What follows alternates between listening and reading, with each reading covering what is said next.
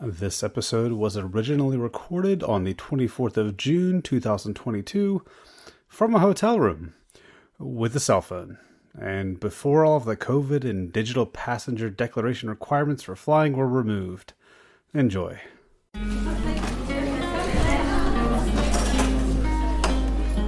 Welcome to the Everyday Experiences podcast, where we uncover potential design improvements in the world around us by exploring one frustrating experience at a time. I'm your host and chief observer, Geoff Wilson, and with me today, in person, is Guy Thompson, here in Melbourne. Cheers, Guy. Hi, good to see you. We can actually cheers glasses because we're actually in town together. I flew down here for a week, and the topic of flying, I had some interesting, experiences trying to get here. Some boarding pass issues, some digital passenger declaration issues, or not even issues, just confusion. And then you've also flown around recently. So while the world does get back to flying, we thought we'd have a minute and talk about flying. Absolutely, sort of delve into the deep end of getting back into airports and flying. The thing that I found interesting about this experience is I was lucky enough to go up to Canada and then over to New Zealand most recently. So I sort of was able to kind of have that experience of like two different airlines, two different approaches to coming in and out of the borders and all of the requirements for pre-testing or no testing, depending on which direction you were going in. And so, coming away from that, it was really good to see, just compare those two experiences and just sort of wrap my head around what's happening. And the first thing I noticed was really about workforce capacity, actually, in the airline itself, in terms of when you check in and how many people are there to help you, and the airport overall around how many people are there. Now, as we come out of the height of the pandemic, it's completely understandable that airlines and airports will have less staff, and they are still getting back up to speed. It's hard for them to get the staff back who have those expertise. They've moved on to other careers. And so it's a real challenge to meet that capacity for the demand that's coming in. And likewise, as a passenger, we haven't traveled for a couple of years, so we're forgetting things, and we're not perhaps appreciative of how slow things are going to go, and building in enough time. And it's a real shock now that you may need 3 to 4 hours ahead of time before your flight at the airport, depending on what's going on. Which is, I'm sure we used to sort of cut it fine in the past, hour and a half. I mean, I'm still that way. I mean, when I was flying here, I had that exact same moment. It was an international flight, but I was like, well, but there's not that many airlines. There's not as many planes, and so surely I don't need to wait as much as in line. Now, for me, it did pay off. I left on, a Sunday night, so it's low travel day anyway. Security had all of 3 people in line in front of me, so it did pay off. I had plenty of time to waste, but in the next 2 days, I'll check out again, and I'll leave. And the same thing. I don't know how busy it'll actually be. I have no concept anymore. But on the staff side as well, as you mentioned, I was actually talking to somebody in an airline recently, and they were saying it takes actually about 3 months to get everything back in place. And that's for a single plane. Yeah. So just to get a single plane back in the air, it could take about 3 months of safety checks and maintenance and getting everything off from its kind of standby position it's been in. And so it's not only the plane, but then it's the staff that comes. You need to retrain everybody because, airlines are very big on training, from pilots to flight attendants and everything. And so, you can't just snap your fingers and have all the airlines, all the flights back to the way it was. And if you don't have those flights, then therefore you might not need as many people in the check-in or security or those kind of lines, I assume, as well. And that's a huge challenge right now, because as we've seen from many sort of economic disruptions and various things going on around the world, the price of oil has been really, really high. And so if airlines are finding it expensive to fly because of that, they will decide to, fly less planes. So I know one airline announced that this week, that it's just too expensive to fly that amount of capacity, so they need to pull it back. So you have to be prepared for the plane to be full of more people, and it'll cost you more. So we've gone from, sort of trying to get in a flight where you might have a whole row to yourself, where there might be a seat next to you, to back to like full packed out airplane, getting bumped to the next flight, having to wait hours for the next one. It might even be, it might be the next one, right? We've all got stories of where we just like missed a flight but got the next one, or we're able to sort of get away with a really quick travel fix. But now, if you miss that flight or there's a problem, they'll just, you just go home, and then we'll come back in 2 days and we'll get you on the plane. Because when I was looking for this one, it was like, because we were saying, what days could I come, what times were available? I was like, there's like, when I first was looking, it's like, there's 8 a.m. We're like, well, what else? No, there's 8 a.m. That's it. There's nothing else till the next 8 a.m. Luckily, at least the day I went, there was actually 2, but Yeah, there's only 2 compared to when it probably used to be multiple times a day. Exactly. And there's no question that you have to make sure that you're running an airline safely, of course. Like, there's nothing, best practice is the only thing you can do. So a lot of businesses that we see coming back from the pandemic, there'll be this rush to, things like little sort of luxuries that we haven't had for a while. It might be a cocktail bar, or an ice cream shop, or any kind of different store in the city that's fun to go to. People are enjoying going out and having those experiences, but those aren't like critical safety issues, right? So it's likely that there may be less staff involved. You may have a little bit of a queue. There may be, the staff that are working there might be very fresh. They're just getting up to speed, and they kind of haven't dealt with those really big pushes where it's been super, super busy. They're still kind of getting up to speed. And I think you see that happening in the airport and the airline as well, where people have just done their training and they're getting up to speed. But it's really interesting about the fact that an airline doesn't necessarily need to provide more capacity, because if they're losing money, like if it's really expensive to get started, they've had to do all the marketing to get you there, they've had to price relatively attractive so it's not insane. And we're standing there wanting fast service, we want to get on the plane, we want to get through the gate, and they're like, they don't even really need you to be there. Like, they just want just enough people to make it cost effective. But if you're complaining about the service and how long things are taking, they're like, go home. Like, we don't care. It's like one less person that's going to make our lives difficult, while they slowly kind of get up to speed in the right way with the right level of safety. Because, people complaining in the terminal, or complaining on the boarding bridge, or complaining in the plane itself, has nothing to do with the safety of running the aircraft, which is the absolute priority for the airline. And of course, when they take off and land and go through the airports, the airline has to pay for that airline capacity. So there's a fee for effectively landing your plane, refueling your plane, and taking off on time. You miss that window, they have to pay more money. So it's incredibly expensive for them if other delays and things happen, which are actually caused by passengers. So making sure they get everyone there on time and through the airport, and calling out everyone's name and then getting off. Like, that used to be just business as usual, but everyone's literally just getting back up to speed to do that again, because they haven't done it for a couple of years. Yeah, so let's talk about some of those changes of things that might have made that, especially the kind of check-in and departure process better, but then also the arrivals, especially for us. We'll talk about international, because I'm in New Zealand, you're in Melbourne, and you're flying to Canada. I'm going to fly to the US soon. So we got multiple countries we're visiting. There's going to be multiple, different requirements per the country. And I think the first one I want to mention is just how, you mentioned like getting onto the plane itself. The first thing is, I use the mobile app for the very first time for this airline to get a boarding pass. For whatever reason, I just hadn't done it in the past. And so finally it's like, cool, I get the mobile app, and there way I don't need to print anything off. I don't need to go to the physical check-in booth. I could just check in the day before and walk straight on, and it'd be fine. I'll show my app, because surely they're expecting that. And then when I was waiting around for the flight, I heard, please wash up, and I was like, it sounded like, a drive-through, like, I'm like, so I did walk up, like, I hesitated for a minute. Like, did you actually say Wilson? Because I couldn't tell in that garbled mess. And they're like, oh, yes, did you check on online? Like, I did. Like, okay, we need to print you a physical pass. Yeah. Why? Like, you are the airline that told me, check in online, get your mobile boarding pass, and I had it in my hand, and yet still they needed to go out of I needed to go find their booth, and then they called out like 6 or 7 other names. So there's at least 7 other people who had done that, and everybody needed to go to the check-in desk, waste time doing whatever else they're doing, hopefully hearing it, and then printing out a pass for I don't know what reason. Yeah, and I don't know if having a physical boarding pass, in terms of accepting the boarding pass, accepting the conditions on screen, agreeing to things, and then having the physical boarding pass is a legal requirement for an international flight. I'm not sure, it might be. Because I know when people are using the app for digital check-in, it seems to be mostly popular for domestic flights. For international, there does seem to still be this process of, kind of tap all the conditions, say yes, whatever. Or if when you've gone up to the desk to basically check in with your passport and they give it to you, I think there's an ID check system that happens there where we're getting ID'd because we're a member of the airline or whatever, we've downloaded the app, but there is still that kind of know your customer extra ID facial step they need, that a human being needs to check that you are definitely getting this plane and you're who you say you are. I've seen your passport, here's your boarding pass. I think this is an interesting aspect to that too, that you're right about the verification. I can't recall if they actually like asked me to see my pass.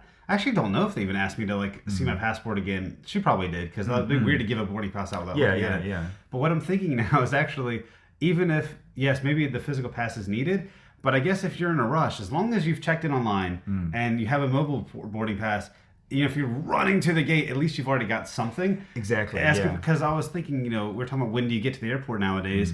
Well, like, on Sunday, should I go in and go to the kiosk and then, like, just wait to check in? But then if I'm running late, I don't have time to, like, wait in line for the little digital machines. Yeah. If I can at least do it online, I've got something at least. And they'll have to deal with me at the gate. Yeah, and I wonder, like, I always feel like the check-in on the app is really a pre-check-in. It's really just confirming that you're on your way. Yeah.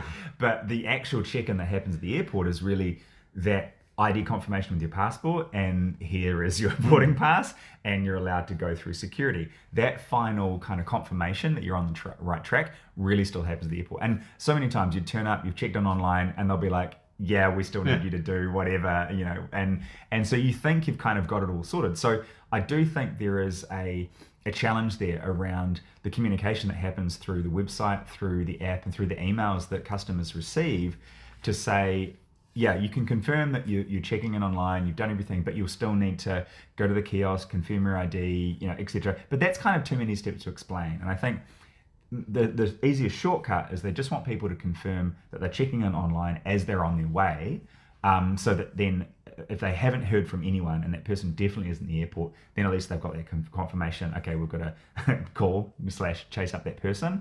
Or they're likely not to be boarding and we've got to offboard them and you've got to confirm, cancel their ticket and all the rest of it. Because that no-show is like $500 for a no-show fee or something, because they have to race around and work out if you're actually in the airport at all, and there's been some error and they may have checked you in, but they haven't. Well, and funny enough, and maybe this is one of those other people who didn't have the physical pass. Once we're all on the plane, they're like, can we confirm if so-and-so's name is actually on the plane? Because we don't have that thing, I guess, that would tell them whether or not they even got through the gate, which is weird. Absolutely. And I'm sure there's been instances where, people who are twins just want to kind of hack the system and just like have one go through on the other person's passport and it's like, looks the same. So, you've got to actually double check that's the real person with their passport so you're 100% on the right track. So you did mention communications, right? And I guess there's a thing there of like, about proactive communication in that sense. So what expectations can you set ahead of time, such as this check-in? I don't remember seeing anywhere that said, you can pre-check in on your app, but you'll have to go to the kiosk. And if it did say that, the number one rule for users is users don't read. So there's a very high likely chance that maybe it had giant warning letters. I just glanced over it because I go, I need boarding pass, the end. I don't need to read all your bumbo. But in terms of preparing you, I did notice that Air New Zealand did send quite a number of emails, especially with these COVID things, like a week out, a day out, of like all of the things that they know you need to do, especially for the country, which I thought was quite nice, because that I've always thought it's a little bit, I don't know, hectic or potentially harmful to certain customers who aren't, or maybe they're not frequent travelers. Like I'm fairly frequent in the past.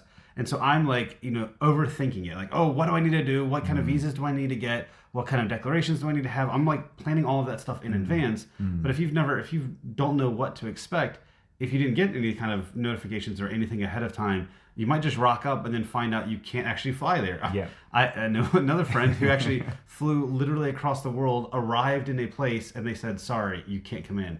And she had to fly 24 hours basically back around the other side of the world. Now it's an experience, and I'm sure there's some lessons learned there, and I'm sure there's probably some things she should have done ahead of time. But it was that, if at least my experience, they did basically give me a checklist of have you done this, have you done this, have you done your COVID checks? If it's required, check if your country has it. Look at this link, check your visa status, click here to do that, click your digital passenger declaration thing, and all of that stuff ahead of time. Yeah, but there's still one thing that I find frustrating about that process is that at the end of the day, it's still no one's responsibility except the passenger. And like any legal document that you're going to sign or any business deal or anything you're going to sign up for, as a customer, it's actually your responsibility to read everything and actually understand what you're signing. And I think at the moment, there's a bit of a gap around whose responsibility is it to deliver you all the information you need to fly and arrive in that destination. And the reason I say that is because there's a little bit of a communication misstep happening around I'm departing one country and arriving in another country. But before I can even board the plane in country A, the airline is telling me what's required for that country, but the country isn't telling me that. The airline is. But they've been told to tell me that because otherwise if I turn up, then there's got to be a whole bunch of problems at customs, right? But if I'm filling in a digital passenger declaration form for customs in New Zealand, but the Australian Qantas airline is telling me to fill it in, I'm like, okay, but whose responsibility? Because it's the New Zealand government, or is it the airline? And the airline's like, you have to fill this in, but then they'll say, oh, that you may have to test based on where you're going. So there's all these sort of conditions around ensure that you know what's required for the destination that you're going to. So on one email, they'll kind of wash their hands of it and say, it's up to you to know exactly what you need to do. And then the very next email says, make sure you filled in this form. And you're like, well, what? You're going from telling me it's not their problem to here's the things and here's the checklist I need to do. And then you get down to number 7 and it says, if this applies to you, you should do it. And you're like, is this a checklist or a list of options? And you're right in this, in the idea of responsibility, because depending on how it's done, you could unintentionally or intentionally as an airline set a precedent for oh, well, now that I've experienced this, I expect any future flights, like when I have the flight to the States in a few months, I'm expecting, I guess, them to tell me things about the U.S. and what do I need to have for there, because I had the Australian version, but now I expect the U.S. But what if they don't send it to me? So in a way, do I just naturally assume, oh, well, they didn't send it, there must be nothing I have to do? And so by trying to be helpful, you could create a dependency on knowledge from a business rather than from the person itself. Exactly. And this is a trend that I noticed that happened during the pandemic, where I think a lot of people tried to be helpful by saying, here's the current situation right now. Here's the requirements, here's the restrictions, here's what you need to know, here's what you need to do. And because they kept changing, people would sort of, blame different organizations because, a particular union or, staffing organization said one thing, and then the health board said one thing, and then the local government said one thing, and then the national government said one thing, and then the police said something, and then another group said something. And so what I noticed that happened over time is that these organizations' websites and social media feeds started to say, if it refers to you, or this may be required, or in some circumstances. And so they started using really broad legalese to protect themselves. So there was effectively only one source of truth, which was the local government website. So news reporters couldn't tell you what you had to do because they basically said there has been a change in the requirements and you should look at the website to see what they are. Because as soon as they would report them, you'd do a Google for what the requirements are, and you couldn't find any consistent information because it was changing on a weekly basis. And you're right about that, because that's still somebody's job at that airline or whatever to put that into the new comms. And if you've ever worked in a big enterprise and you try to get anything through marketing, those things can take months to somehow get out. So I'm sure for airlines, they have a more streamlined process for things like that. But you're right that if the government changes its, for example, New Zealand, luckily, the day before I flew, got rid of the pre-departure COVID test. I was waiting for that. I was so happy to see that, because that's going to remove a major question mark hassle of how was I going to get this thing 24 hours before my flight? Where do I have to go? It was going to be a nightmare. But now, they've changed it, and so you're right that if the email specifically said point blank, here is what you need to do, well, then government changes their mind tomorrow. Somebody needs to, make sure they've heard that message from the government, whatever it is, go and update the comms, make sure it's loaded up, test it out, make sure there's no issues, get the right coding and all the stuff that goes into making an email, which is not as much as it should be a simple thing, it's never as simple, especially in an enterprise. Exactly. And then the argument is that person or that organization's responsibility. So I think there is definitely, I think, a frustrating point now where we are in terms of the information flow to a customer, that for those people who haven't traveled for a few years, it is now very, very frustrating to find out exactly what you need to do before you fly. Now, you are paying the airline to fly, so you expect as a customer that the information flow and the requirements are between you and the airline.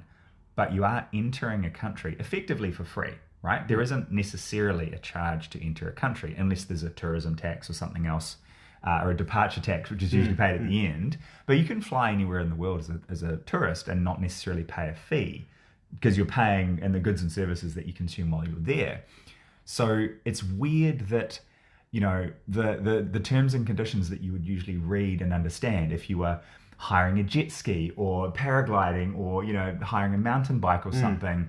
The waiver that you would sign and all the information you need to take in is kind of there in one place based on that transaction. But when you enter a country, they haven't kind of got the information flow just right yet around the boxes that you tick and the information you get before you fly and how you get in. And for the moment, they've kind of formed this into a passenger declaration form that basically says, yes, I'm coming to the country. No, I don't have COVID. Yes, I've read the terms and conditions. This is my plan if I'm quarantining. Like, you kind of provide all this information about your scenario for the worst case scenario if you're in the country. But the airline is telling you that you need to fill this out before you can fly, but it's only required when you land by that country, not by the airline. So that's a real weird sort of no man's land that we're in between whose responsibility is it for you to fill out that form. And frankly, it's actually the passenger's responsibility. But who's going to tell you and who's going to follow you up and push you and prod you, that's still a grey area. And that's frustrating for people who haven't travelled for a few years. So speaking of the whole digital passenger declaration thing, what was your experience filling that out to come to Australia? Well, I forgot where I saw the link, but there was a link somewhere to the Australian DPD app or online. Funny enough, my first experience was like typing in Google and just like seeing like, what is this thing, trying to find it, because I didn't even know what DPD even stood for. And then I saw all the reviews, and the reviews, because I was looking up the app and the reviews were like a 1 star. I was like, how is this a 1-star app if it's like a government thing? But think about that. It's a government thing. Of course it's 1 star. And all the reviews are pretty much, this doesn't work. You might as well just do it in person. Don't even bother. And so I did wait like 2 weeks to see if the app updated, which it did. So I was like, well, hopefully it'll work. But yeah, you basically had to fill in your passenger information. You had to, it was quite neat in some ways of the technology that it, using the near field chip in your phone, it actually scanned the little chip in your smart passport. So like you had to run it up and down your passport. Admittedly, it did take quite a while to find that exact spot in the passport where it worked. But then you take photos with the passport, it verifies it, brings up the information, make sure it's all good. Then you had to enter all of your COVID vaccine information and all of that. And then you've got this summary page. And it was like, print out the summary page. It told you to print out the summary page to show it like when you're there, which I guess if you've got the app, why can't you just show the app anyway? Yeah. So I printed it out. So I had to turn on the printer for the first time in months. Exactly. Make sure the printer gets connected, which is a whole other thing. And then you get to the airport, and I was kind of waiting for somebody to ask me about it. And then I got on the plane, and it was fine. And then, actually, funny enough, when I got onto the plane, the flight attendants were handing out the little cards. Yeah. And I don't know if it was a custom card because the arrival card. Because it had it was the arrival card, and I'm always used to filling this out. And it had some of those customs questions of, are you bringing produce and stuff. But it also had your basic level information, address, who your contact of who you're staying with, and most of that information was on that DPD form, this digital passport or passenger declaration. And I actually asked the flight attendant, do I need to fill this out? Because I filled it in this other thing online, and he's like, yes, you still need to fill it out. So because of my whole confusion of waiting for somebody to ask me for this digital thing, I actually held up the rest of the queue trying to board the plane to ask him about it. And then I landed, and I'm like, okay, well, do I need this? And then you got up to this one guy, he just handed me your little arrival card, and then he takes it and goes, cool, bye, thank you. And I walked out, and I was out of the airport. And not once in that entire thing did I actually have to show anybody this printed summary page that I had. My assumption now is that because it was digital, there's something loaded against my passport. So by checking in with my passport, it automatically does all these checks behind the scenes, and voila, like magic, it just lets me through the gates without any kind of hassle. That is my working assumption.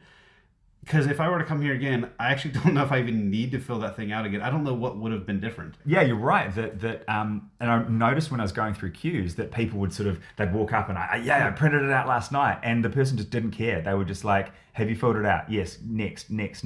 They really didn't care about checking it because it wasn't the airline's responsibility to check it. It was the airline's responsibility to tell you that it must be done and to basically sort of check that you've done it. And I've noticed different layers of that as I've flown recently, where some will just be like, have you started it? Have you completed it? Have you done it? And then others that would literally, you'd show them your phone and you have a confirmation green tick, and then they check your passport and look at you and say, now you may go to the desk and check in. And I'm like, whoa, that's actually an extra level of security there, where they're actually checking that process. I noticed that in New Zealand coming back into Australia, but from Canada to Australia and into Canada, that wasn't present at all. You needed to complete it before you went, but it wasn't the airline, that wasn't the customs or the airport's responsibility to sort it out for you. So I noticed that was definitely a different process. Yeah, you're right that it's not the airline's responsibility. I mean, it's the Australian DPD, but in their case, if nobody at like the customs or immigration was actually asking for it, who needed this thing? Like, who wanted to see this? Because if I didn't do that online, there wasn't even physical like, people that you checked in with. There was like the machines up front because you had a smart passport. Scan your passport, walk through, take a picture, you're out. Done. Yeah. I think where it's come from is a basic exchange around privacy laws, right? So the information on your passport, your medical records in terms of your vaccinations and your travel history are actually all private information. So that declaration that you are doing and providing on entry to that specific country at that specific time is really permission to hold and use and store that information. No. Right? Because if all of us put our vaccine status on the blockchain, it could be sort of checked instantly anywhere in the world and be public. But that might not necessarily be what we want, because it would have to be attached to our passport information and our date of birth. We don't necessarily want public. I'm sure it's out there if people dig it up. And so for me, that's the key thing around that. It's an audit that has to take place around every passenger that comes through. And the easiest way to do that is to make it a temporary requirement of flying, that this must be completed before you arrive. Because if you said to people, after you arrive, make sure you let us know your vaccine status and upload it and all the rest of it, and sort of just let us know how it's going. It's like, no, we're going to have to make sure it's up front, so it's definitely completed before you fly. But it's not a legal requirement from the airline. It's an entry requirement from the country, and of course you can fill it out when they're there. So I think there's been a gentleman's agreement, for want of a better word, that they don't want delays in the airports, and so both countries, so in New Zealand and Australia, for example, are agreeing, we'll make sure we tell passengers to fill it out before they come. Otherwise, they'll all be standing there in the customs area trying to get Wi-Fi, trying to do stuff, and it's like, and I think for me that's the other big point around this, is that I don't trust that apps that are made quickly, temporarily, for the use of government or local government are ever going to work, because you simply don't have enough users to test it, because it's not a commercial entity, right? I mean, and on that note, I was hesitant to bring this up because it's kind of a throwaway thing, but speaking of government quickly made apps, the DPD thing, I filled it in, and I kept getting emails for the next few days after I submitted it. Actually, there wasn't even really a submission. It was kind of like, you filled in all the things. There wasn't like a submit. Yeah. And so I kept getting emails going, you still need to complete your DPD. I'm like, I've done it, but have I done it? So I kept opening the app going, is it actually done? I don't, what do I need to do? Is there a submit button I missed? But yeah. And so I think that's where people who haven't traveled for a while are going to find this really difficult. And again, it comes down to the airline's doing a pretty good job of letting them know, hey, by the way, with a separate email, this is a requirement, and they'll kind of go ahead and do it. But that's going to be something where I've noticed, especially for older travelers, where they would get there and they were just totally confused about what they needed to do. And the younger staff are just like, yeah, just do it on your phone. And that's the biggest step that I've noticed, is that as kind of digital natives, if you want, we are used to using apps on our phone and the browser on our phone to do more complicated things. We're making purchases, we're entering our credit card details, we're playing games, we're entering information, we're updating things, we're clicking on a link in an email and going up and updating something, or even downloading content to our phones. And for a lot of people that use a smartphone, they're actually only using the basic features. They're doing texts and phone calls, and they might take a few photos occasionally, and maybe they'll look at a photo on a chat, and that's it. But to sort of go to a dedicated website, download a completely new app that their friends or family haven't helped them install, as a real kind of digital Pandora's box of how do I do this, and those delays that happen. And so again, making sure people are prepared, communicating that to them, working out whose responsibility it is, it's a real challenge. And I think, again, if you get to the end and say, well, a screenshot is probably adequate, and the email confirmation is definitely adequate of the system, the amount of people that are going to go out in the middle of the night and try to buy printer ink and to try just to print this one page that no one's going to look at, because the system has already recorded it. The government knows that you've filled it in. So, and just standing there in the airport waving the thing, they're like, we don't care that you turned your printer on for the first time in 3 months. And this reminds me of how, and you can tell if you were to be studying my behaviors, if you were the researcher following me around, you'll notice that I might talk about, how easy it was, or how, it might not be easy, but it was there. But you would notice the other little things of where it shows how I really don't trust the process. Because I like not only printing it, I took screenshots, I uploaded screenshots to certain folders, I made sure it's downloaded on my phone. I put like 3 or 4 different copies of this thing, which until you really think about your own behaviors, I'm doing that because, and I inherently don't trust systems like that because I see airlines as typically a thing that you don't want to get it wrong. Yeah, because I do not want to have to wait in line for either hours because I filled in the wrong box, or I didn't have it, for free. Or get pulled off to the side or whatever those things are. So I want to make sure it's all good.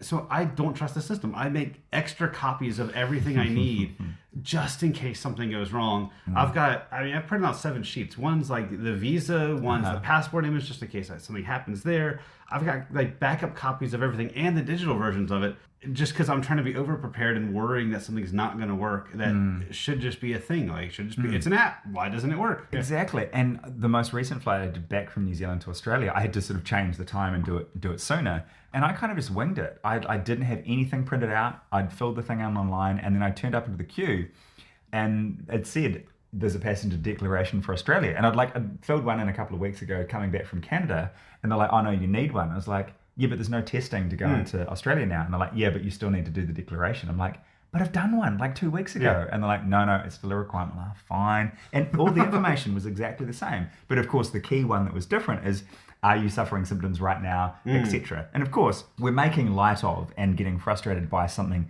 that is extremely important, keeping people alive and making sure that people aren't infected by those who are contagious, who happen to be carrying the disease and they're not aware. They're symptomatic. We're still in a dangerous stage of the pandemic. We've still got thousands of cases in lots of different places around the world, but it is becoming more life as usual. And so we start to kind of go, it's not 0 cases, we've got cases, but we start to try to get back to normal. And this is one of those challenges. And I think the point that I kind of wanted to connect it here from this whole thing is that I think the airlines are doing the best that they can under really difficult circumstances at the moment. They've lost, obviously, billions of dollars. They're much smaller than they used to be. And their key thing they have to get right is to make sure those planes fly perfectly. Because if any one of them goes wrong, then you'd basically be ending the airline. So we don't want that, of course. There's this real challenging area as we sort of start to get up and going. And I think one of the things that we can help out with is really give some feedback to the airlines and to the airports as well, to let them know, what was your experience like, how did it go? They all send you a sort of email survey follow-ups, and we kind of just ignore them and just put them in the trash or archive them in our email, because we get those sorts of follow-up surveys all the time. But I think it's really important to give airlines and the airports feedback on what's happening right now, so they can tweak those little things and make a few improvements. Because we talk about design research, we talk about usability and UX and trying to understand what the customer wants. If we've been, consuming these services but not giving them actual feedback, then we're part of the problem why things aren't improving. So we've got to kind of, make a commitment to actually do that and actually hopefully collaborate with them, and it can improve. Yeah, you're entirely right. It's like be the change that you want to see, and so tell people what's going on.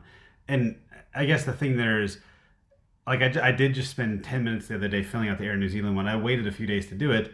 I was actually getting quite frustrated in this particular survey, if anybody from Air New Zealand is listening, because it was basically, I wanted to talk about very specific things, and it kept going, well, how would you rate this or that? I'm like, I don't want to rate anything. I just want to tell you what didn't work, because I have that mentality. I'm a researcher. I want to tell people what's not working. But I had to click extra things to act like I was extra mad, just because I knew that would open up fields that would allow me to actually tell them, like the check-in thing, like I mentioned the boarding pass. Exactly. I wanted them to know, I don't understand your process of why you're, make it known to me what the expectations are. But yeah, I totally agree that, if you don't voice it, if you just complain, it's not helping anybody, you're not making anything, you're not helping the situation get better. Now, the caveat being, the surveys do pretty much tell you at the end, because it's an airline, there's thousands of people using it. We're not necessarily going to read every verbatim. Yeah. And I know this very well. I look up voice of customer systems, where it's basically the feedback channel where all thousands of surveys get uploaded. To give you a peek behind the curtain, if you've never used a voice of customer system, they do often have sentiment analysis. So it'll tell the people looking at it, the analyst, if it's a positive or negative or neutral kind of experience. It'll do trends. It'll do some keyword searching and things like that. And I'm sure there's some really powerful ones out there. So people might still actually read your comments. I mean, I know at our organization, we definitely do. But if you're not looking for a specific thing, you may or may not come across that one person, and you might skip over it. But I'm sure your experiences aren't going to be alone. It's as much as we all think that we have like our own unique problems, we're not. Like there's at least somebody else who has the same thing you do. Absolutely. And I think it's important to sort of like, I sort of keep reminding myself of like checking my ego at the moment that I'm getting mildly inconvenienced by a global pandemic, which is an extremely serious thing, which have obviously impacted millions of people around the world, millions of families. And, you know, we want to sort of get back to life as usual, and we want to get back to the things that we enjoy doing. But I think my sort of final thought on this is that really do spare a thought for the people who choose to work on airplanes and in airports, and for the airline, that ground crew bringing you onto the plane. You know, think of how many times they fly in their lifetimes. They are far more at risk, and certainly way more frustrated than we are by the actions of people and the activities and all the stuff that happens on a plane. We're just trying to get from A to B and trying to not be inconvenienced and frustrated about our commute internationally. This is their job, and we've got to respect them in their workplace as well. And with that, and as like I get a theme from you through all of this, is that we don't know what best practice looks like yet. So there is still a growing pain right now, especially with everything coming back. So yes, you're right. People are still just getting used to it. They just got rehired for these jobs that have been closed off for 2 years. Digital is becoming even more of a thing after this. I mean, as a side note, you go to restaurants now, almost every place we went to recently, you're scanning with the QR code to order your food. Like that wouldn't have happened without the whole pandemic happening. So we don't necessarily know how the airlines might change completely after this. We're starting to see these digital passenger cards and things like that. I'm sure there'll be some more changes that happen over time. But I think, it's that. Voice your feedback, be the change you want to see, tell people what's going on. And we'll see what happens after the end of this. Absolutely. And this is a reminder for myself as well. I think I kind of want to sort of commit to like reaching out and making sure I can help my friends, like those who haven't traveled internationally yet and are still kind of not sure, and maybe they're a bit worried about it. Kind of like just, put my hand up and say, hey, if you're thinking about traveling, I've done it a couple of times recently, and here's how I might be able to help you, or sort of guide you through the process. So it's less frustrating for them, and it's less load on the airlines and the borders as well. I like it. Well, do you have any final thoughts on airlines? That's it. I hope your flight goes smoothly. Well, I mean, there is an entire multitude of other episodes around baggage drops and other things that we may or may not get to one day. Yeah, there's so much more. I'm excited for us to get into all the other parts of the flying experience, the airport, the in-flight entertainment and the food and all those different parts of it. But we did just want to cover that kind of arrival departure piece right now, and some of those tensions and frictions that are happening, because they're the first thing that you notice about what's changed now. And if they can kind of be smoothed out a bit, including with our collaboration and support of the staff that are working hard to do it, then hopefully it'll be smoother for everyone. I like it.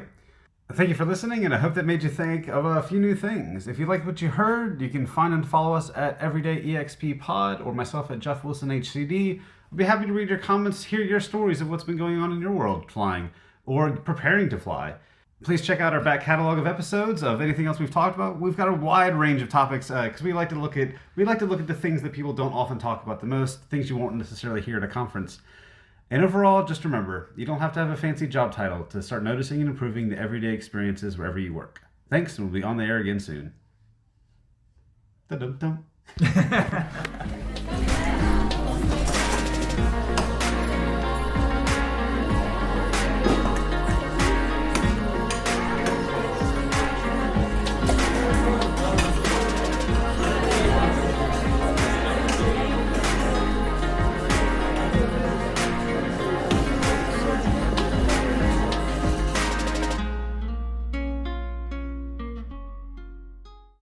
Find out more after this message break. What are we going to drink? I was leaving running so I could find the spot. If I had commercials, that would be a good moment for it. That's good. Yeah, I think that was nice.